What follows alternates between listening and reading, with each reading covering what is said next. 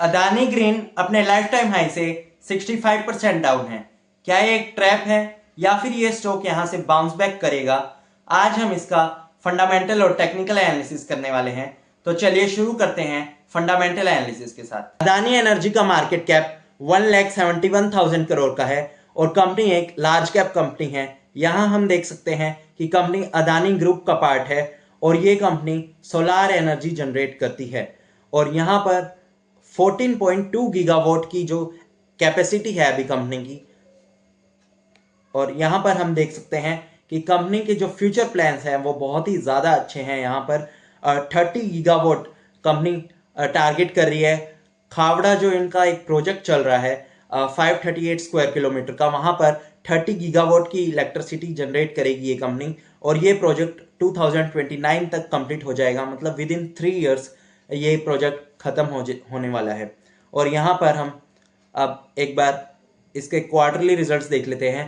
Quarterly results में हमें ये कंपनी अमेजिंग दिखाई दे रही है। यहाँ पर सेल्स देखिए, कंपनी की सेल्स लगातार ग्रो करे जा रही है। यहाँ पर 1500 करोड़ की सेल्स होती थी एक टाइम पर और अभी ये 3800 करोड़ की सेल्स भी ये कंपनी रिपोर्ट कर चुकी है एक बार और अभी इसने 3000 करोड़ की सेल्स रिपोर्ट की है। मतलब 2 टाइम्स हो गई है नियरली सेल्स यहाँ से और विद इन 3 इयर्स 2 टाइम्स हो जाना है। ये एक बहुत ही फास्ट ग्रोथ है इस कंपनी की और कंपनी लगातार एक्सपैंड कर रही है, यहाँ से हमें पता चलता है।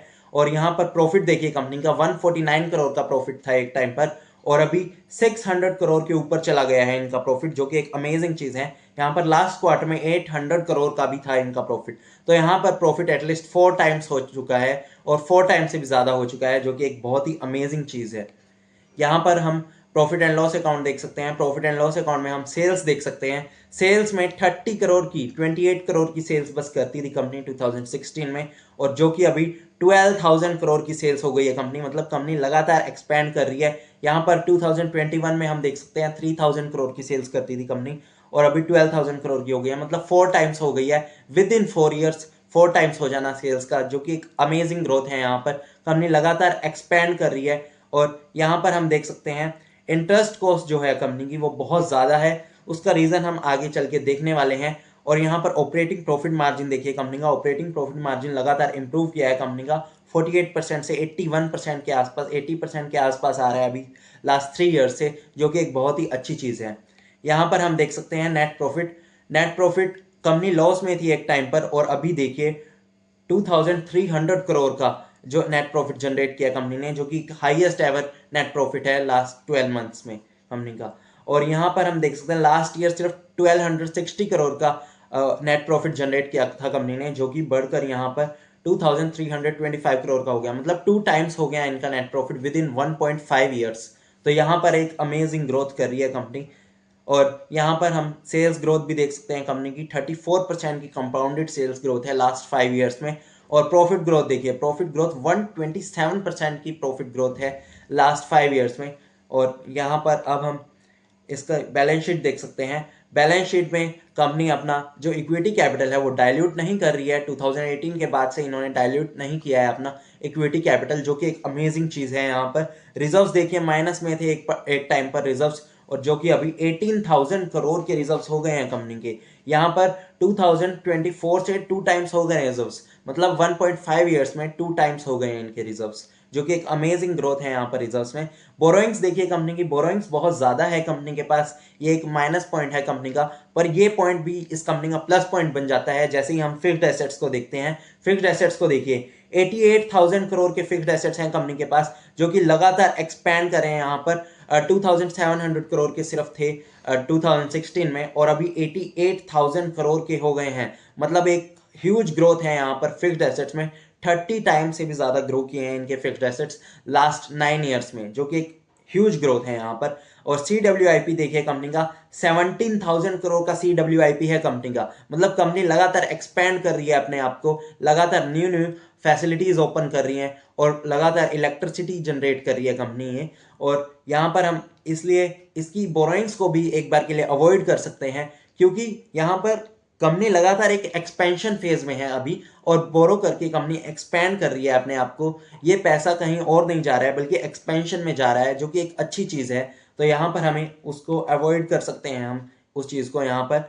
और यहाँ पर हम देख सकते हैं कि कंपनी का जो कैश इक्विवेलेंट्स है 4000 करोड़ का कैश इक्विवेलेंट्स है कंपनी के पास। मतलब कंपनी एक कैश रिच कंपनी है और ये अपनी वर्किंग कैपिटल रिक्वायरमेंट्स को इससे फुलफिल कर सकती है। यहाँ पर अब हम कैश फ्लो देख सकते हैं। ऑपरेटिंग एक्टिविटी से कंपनी का 8300 करोड़ का कैश फ्लो जनरेट कर रही है कंपनी, जो कि एक अमेजिंग कैश फ्लो है यहाँ पर। और हम एक चीज देख सकते हैं यहाँ पर क्वार्टरली रिजल्ट्स में और प्रॉफिट एंड लॉस अकाउंट में देख लेते हैं। यहाँ पर हम देख सकते हैं कि जो कंपनी का नेट इंटरेस्ट है, जो इंटरेस्ट पे कर रही है कंपनी 5800 करोड़ का इंटरेस्ट पे कर रही है कंपनी, और नेट प्रॉफिट जो है वो इंटरेस्ट से बहुत ज़्यादा कम है यहाँ पर। एक बार जब अपनी कंपनी कैश फ्लो जनरेट करेगी, बहुत अच्छा कैश फ्लो जनरेट करने लग जाएगी, और एक बार जब जो इनकी एक्सपेंशन है वो थोड़ी सी रुक जाएगी, जो कम हो जाएगी, तब ये कंपनी अपने जो डेट है वो उसको कम कर सकती है और इनका जो इंटरेस्ट है वो भी उससे कम हो जाएगा और नेट प्रॉफिट एक बहुत ही तेजी से ग्रो कर सकता है वहां पर। और अब हम एक बार इसके शेयर होल्डिंग पैटर्न को देख लेते हैं। शेयर होल्डिंग पैटर्न में कुछ हमें अमेजिंग चीजें दिखाई दे रही हैं यहाँ पर।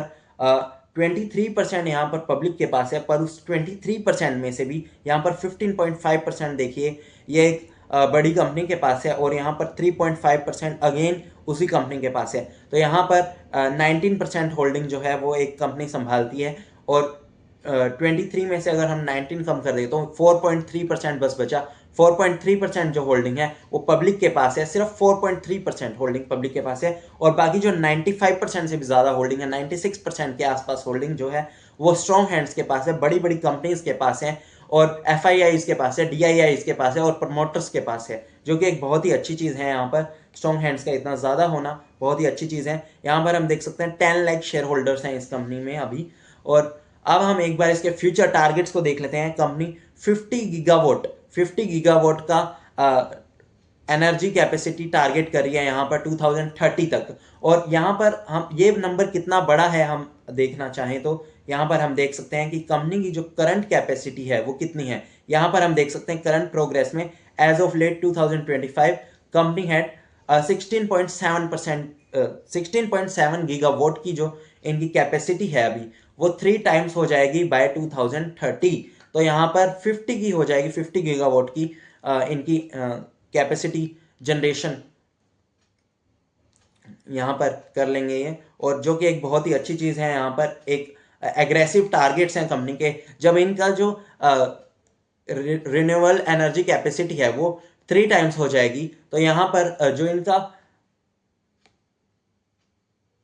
जो इनकी सेल्स है वो भी 3 टाइम्स हो जाएगी, और जो नेट प्रॉफिट है वो 3 टाइम्स से भी ज़्यादा तेज़ी से ग्रो होगा। और ये 2030 तक मुझे लगता है 4 टाइम्स कर लेगी कम से कम भी अपने नेट प्रॉफिट को। 4 टाइम्स मतलब यहाँ पर 2300 करोड़ का नेट प्रॉफिट है, तो ये 10,000 करोड़ के आसपास हो जाएगा नेट प्रॉफिट इस कंपनी का। और कंपनी टोटल कितने की है, 1,70,000 करोड़ की है, मतलब 17 का फॉरवर्ड पी है इस कंपनी का।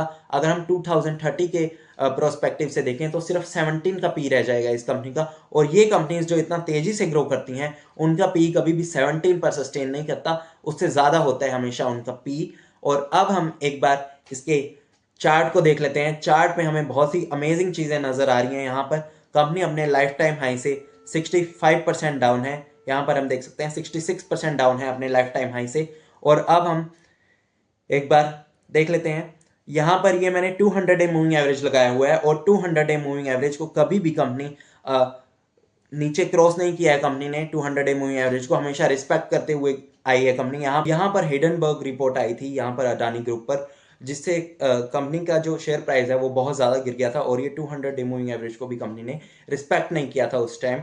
और यहाँ पर वापस हम देख सकते हैं जब सब कुछ ठीक हुआ तो कंपनी यहाँ पर एक ह्यूज रिटर्न दिया था। यहाँ पर 200 डे मूविंग एवरेज क्रॉस करने के बाद 144% का रिटर्न दिया था कंपनी ने, जो कि एक ह्यूज रिटर्न है। यहाँ पर हम देख सकते हैं कि कंपनी अभी अपने 200 डे मूविंग एवरेज को क्रॉस करके ऊपर आई है, और यहाँ पर लगातार कंसोलिडेट कर रही है अपने 200 डे मूविंग एवरेज के आसपास, और यहाँ से हमें एक ह्यूज रिटर्न देखने को मिल सकता है। यहाँ पर भी हम देख सकते हैं कि कंपनी ने कंसोलिडेट किया था बहुत टाइम तक, और यहाँ पर वापस कंपनी ने बहुत टाइम तक कंसोलिडेट कर चुकी है ऑलरेडी ये कंपनी, और यहाँ से हम एक ह्यूज रिटर्न एक्सपेक्ट कर सकते हैं इस कंपनी में। और यहाँ पर अगर हम टेक्निकली देखें तो यहाँ पर ये जो लेवल है यहाँ तक जा सकती है कंपनी, और ये लेवल यहाँ से कितना दूर है हम देख लेते हैं।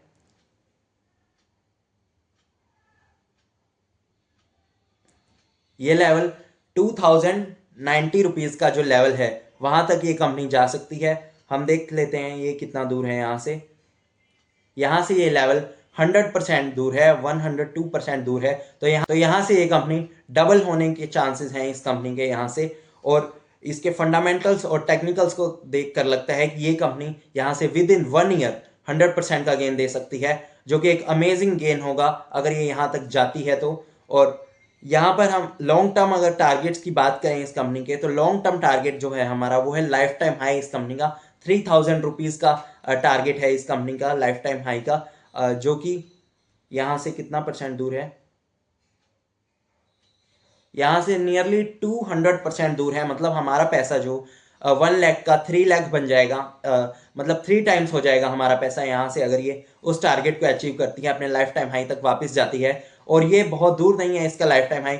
मुझे लगता है कि ये विद इन 2 ईयर्स या 3 ईयर्स अपने लाइफ टाइम हाई को अचीव कर सकती है। विद इन 3 ईयर्स 3 टाइम्स हो जाना तो मतलब 40% से भी ज़्यादा का CAGR होगा। तो ये एक बहुत ही अमेजिंग गेन है। तो चलिए यही मेरा एनालिसिस था। Thank you for watching the video. Kindly like share and subscribe. Thank you.